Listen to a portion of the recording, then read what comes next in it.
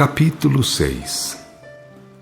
Ao sair do vasto salão, lancei um olhar para aquelas centenas de mapas onde estavam contidas lições sobre as verdades transcendentes e agradeci a Vicentino o fato de me haver proporcionado aquela visita. O prazer foi meu, particularmente meu, além de ser uma de minhas atribuições o trazer para aqui os recém-vindos que aqui já podem vir ou que estejam à altura de compreender tais lições. Isto deve ser visto, observei, com bastante tempo, pois os mapas demonstram, desde antes da matéria densa, como a centelha espiritual se movimenta para atingir a espécie humana, e como depois disso deve movimentar o conhecimento e a vontade para a realização do Cristo interno. Sempre capaz de encarar as questões pelo seu centro de gravidade, Vicentina advertiu. Repare sempre, Bento, que a suprema ordem é a ordem moral e que aquele espírito que a observa em suas obras, seja em que grau for da escala social, é sempre o que mais proveito tira de todo o seu trabalho. Lembrando um fato que sempre me fez pensar muito, disse: sempre me chamou muito a atenção o fato de os grandes vultos da espiritualidade terem querido sempre ser apenas servos da ordem moral. E no Cristo modelo, essa realidade foi o mancal sobre o qual girou toda a sua movimentação. Nem poderia ser de menos, afirmou ela, porque nada pode ser interessante de fato ao espírito se ele o fizer contrariando a lei de Deus. Ora, Jesus foi a lei prática ou a lei viva, o divino exemplo que o Pai enviou à humanidade terrestre. Com a lei e o Cristo, a humanidade tem o código de conduta e a modelagem em que se plasmar. Seja qual for a profissão do homem encarnado, deve pairar no seio das duas testemunhas fiéis e verdadeiras, custe o que custar, pois do contrário, triunfará em face do mundo, mas fracassará em face do céu. É pena que a humanidade não reconheça isso. Ponderosa, comentou Vicentina. Os mundos são como os indivíduos que devem enfrentar as diferentes idades e as diferentes responsabilidades. Eras e mais eras entregaram a humanidade a outras tantas eras, e nós já sabemos que a segunda meia-idade ou fase de maturidade se aproxima, provocando a separação entre cabritos e ovelhas, entre os que forem merecer ou não merecer a terra dos futuros tempos, aqueles tempos preditos como bastante melhores e que de melhores para melhores deverão entregá-la ao grau qualificado de Jerusalém celestial. Entretanto, como lentíssima foi a viagem até aqui, também lentíssima será a viagem até a consumação evolutiva. E antes de lá chegar, muitas seleções haverá, muitas separações entre cabritos e ovelhas. Como é isso? Interrompi. De ciclos em ciclos, explicou ela, haverá seleções.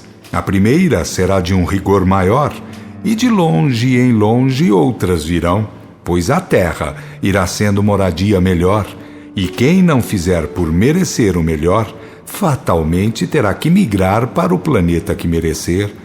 Tudo isso já é muito sabido, pois as palavras do Cristo ou dos Apocalipses jamais deixarão de ter cumprimento e explicação. E se bem quiser compreender, lembre-se de que a restauração da doutrina do caminho, por marcar um tempo no Apocalipse, representa fatos transitivos e acontecimentos proféticos, aos quais os verdadeiros discípulos do Cristo devem acurada atenção.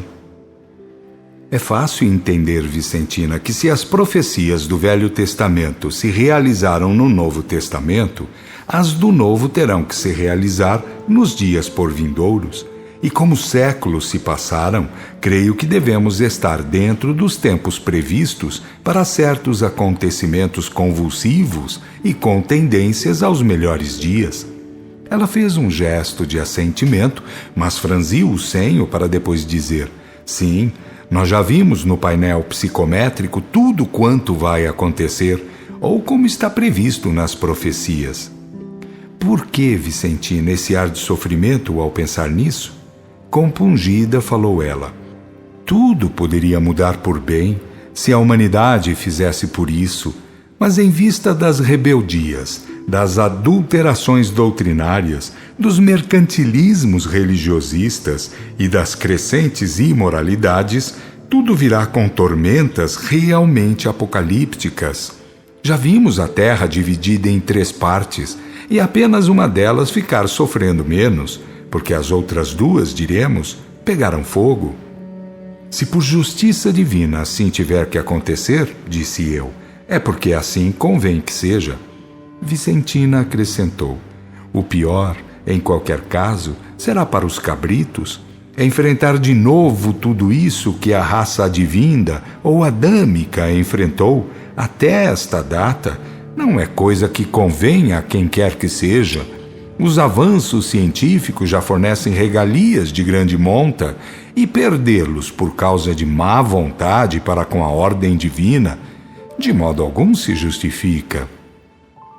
Lembrei-me de certos fatos e comentei: se o batismo de espírito, ou generalização da revelação, vinda através do Cristo modelo, devia conscientizar a humanidade, foi erro muito grave o de Roma corrompendo a excelsa doutrina para impor sua igrejinha politiqueira.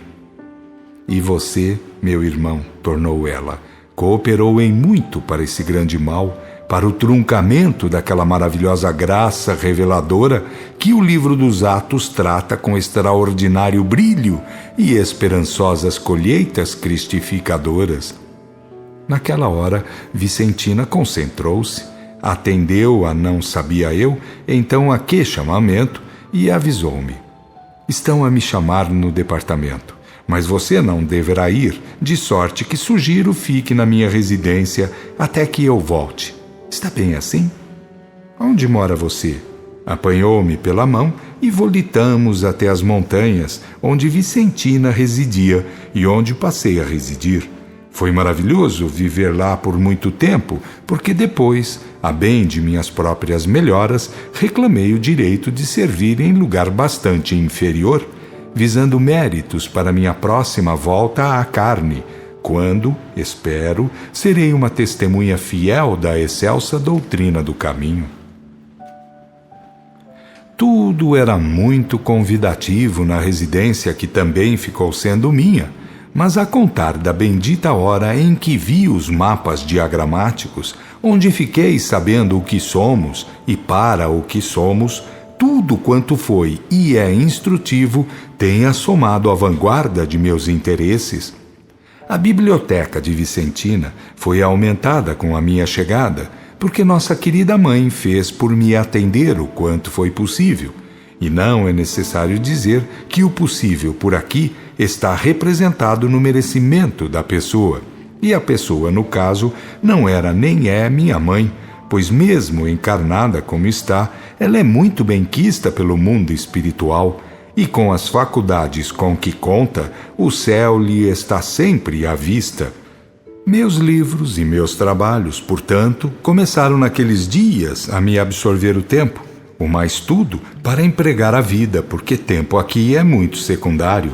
Girava em torno das amizades e das viagens que fazia, até onde me era permitido, e ainda o é, embora agora tenha muito mais trabalho e muito menos tempo para viajar. Também devo dizer que, não podendo ir para os altos planos à vontade, ou como seria de gosto, as viagens pelos reinos inferiores são de bom alvitre para efeito de estudos, mas não é agradável como passatempo. A realidade é essa, e aprendemos por aqui que fora da sinceridade nada é recomendável a ninguém. Deus sabe como somos, com nossas vantagens e deficiências, e o importante é agir do melhor modo, procurando ser útil, sem esconder a realidade a quem quer que seja. O tempo, que eu disse ser secundário, importa em explicação. Embora muito rentes à crosta e sujeitos estes planos às influências da crosta, a nossa contagem de tempo é segundo o trabalho a fazer, e as folgas entre os trabalhos, sem andar de relógio na mão. Que faço eu no plano inferior onde trabalho? Como espírito consciente das verdades eternas, ou sabendo o que somos e para o que somos destinados, vivo dizendo isso aos irmãos que são retirados da subcrosta e dos umbrais. Somente esses é que para ali vão, porque os que merecem recolhimento imediato vão para outros centros de recolhimento. E como a cura do espírito, do corpo perispirital, depende muito das aplicações mentais, a evangelização das criaturas é trabalho de total significação.